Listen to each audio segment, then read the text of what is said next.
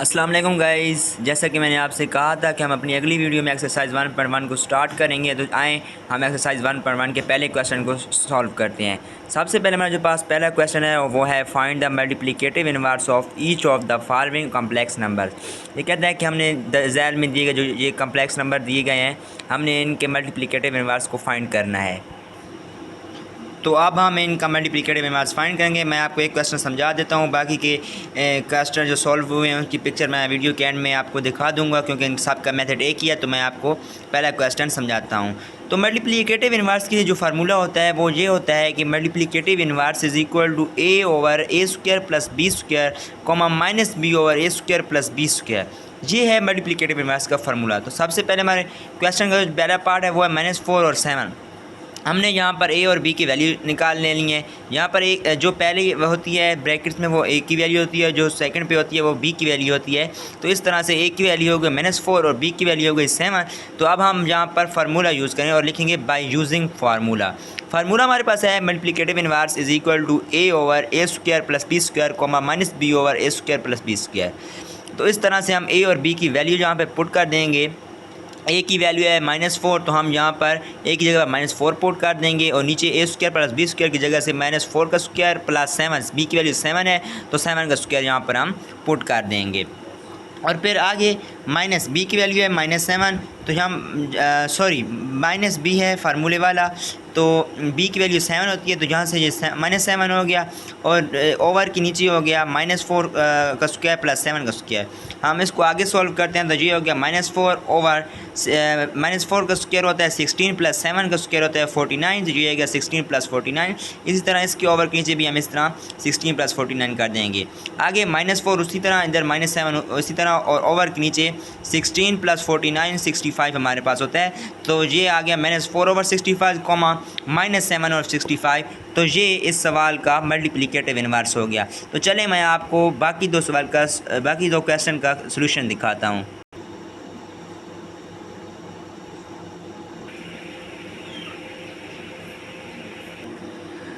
तो दोस्तों उम्मीद है कि आपको पिछले क्वेश्चन की समझ आ गई होगी। तो अब हम क्वेश्चन नंबर 2 पर आते हैं। क्वेश्चन नंबर 2 हमारे पास है separate into real and imaginary parts, right a simple complex number. हमने सबसे पहले जो हमारे पास नीचे क्वेश्चन दिए गए हैं कि हमने रियल और इमेजिनरी पार्ट्स को सेपरेट करना है, फिर इनको सिंपल कम्प्लेक्स नंबर में लिखना है। तो यहाँ पर भी मैं आपको पहला क्वेश्चन समझा दूंगा, बाकी क्वेश्चन की पिक मैं वीडियो के एंड पे आपको दिखा दूंगा। और क्योंकि इन सब का मेथड एक ही है तो टाइम वेस्ट नहीं करते। सबसे पहला क्वेश्चन पार्ट जो है हमारे पास है वो 2 - 7 आयोटा ओवर 4 + 5 आयोटा। तो आप देखेंगे जी एक सिंपल कम्प्लेक्स नंबर नहीं है बल्कि फ्रैक्शनल फॉर्म में एक कम्प्लेक्स नंबर है। तो फ्रैक्शनल फॉर्म में जो कम्प्लेक्स नंबर होता है उसको जब हम सिंपल फॉर्म में लाते हैं तो उसका जो फ्रैक्शन का डिनोमिनेटर होता है उसके कॉन्जुगेट के साथ हम उस पूरी फ्रैक्शन को मल्टीपल भी कराते हैं और डिवाइड भी कराते हैं। तो आप यहाँ पर देखें इसका डिनोमिनेटर है 4 + 5 आयोटा। तो 4 + 5 आयोटा है, हम यहाँ पर 4 + 5 आयोटा। इसका जो कॉन्जुगेट होता है, कॉन्जुगेट हम बाहर से शो करते हैं। तो कॉन्जुगेट से मुराद ये होता है कि जो भी आयोटा वाली टर्म है उसके साथ जो साइन है उस साइन को हम चेंज कर देते हैं। तो ये 4 + 5 आयोटा है, तो ये हमारे पास हो जाएगा 4 - 5 आयोटा। ये इसका कंजुगेट हो गया इसके फ्रैक्शन के डिनोमिनेटर का। हम इसको अब मल्टीपल भी कराते हैं, डिवाइड भी कराते हैं। तो ये मैंने मल्टीप्लाई करा दिया, ये डिवाइड करा दिया।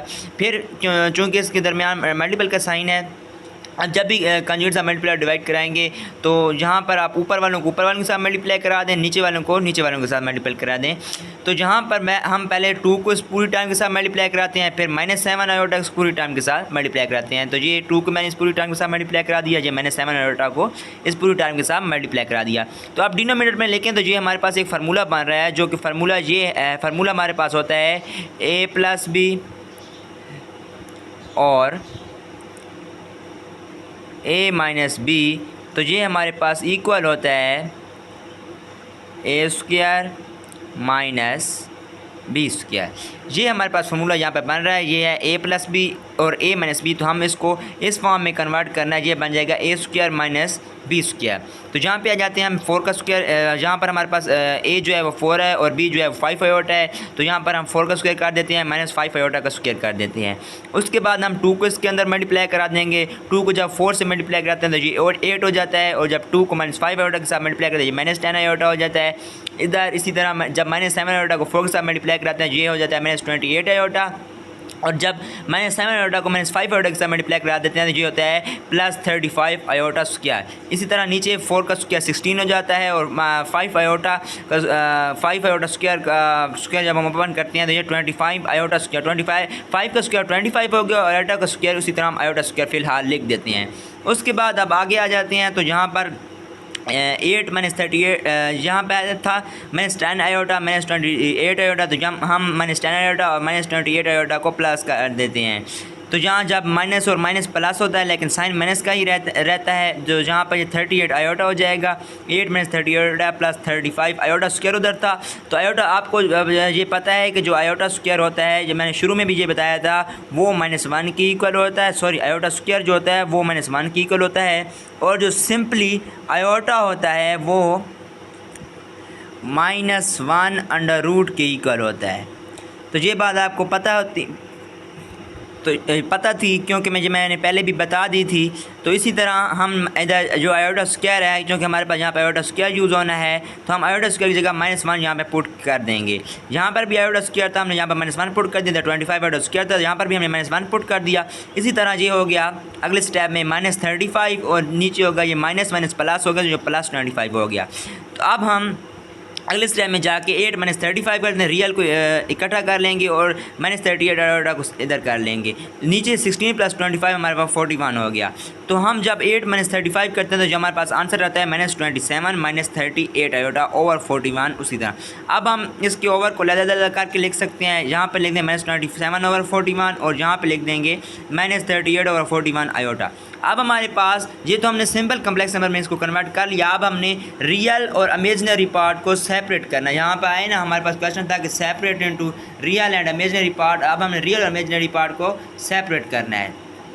तो अब आपको मैंने पहले भी बताया था पिछली वीडियो में भी, जो रियल पार्ट होता है वो होता है जिसके टर्म के साथ आयोटा नहीं होता, और जिस टर्म के साथ आयोटा हो जाता है आ जाता है उसको हम इमेजिनरी पार्ट कहते हैं। सॉरी, तो यहाँ पर हमारे पास रियल पार्ट हो जाएगा -27 ओवर 41, और इमेजिनरी पार्ट आ जाएगा -38 ओवर 41। मैं उम्मीद करता हूँ कि आपको मेरे इस क्वेश्चन की समझ आ गई होगी। तो आप जो अगले 3 पार्ट हैं मैं उनकी आपको पिक दिखा देता हूँ, उम्मीद करता हूँ कि आपको समझ आ जाएगी।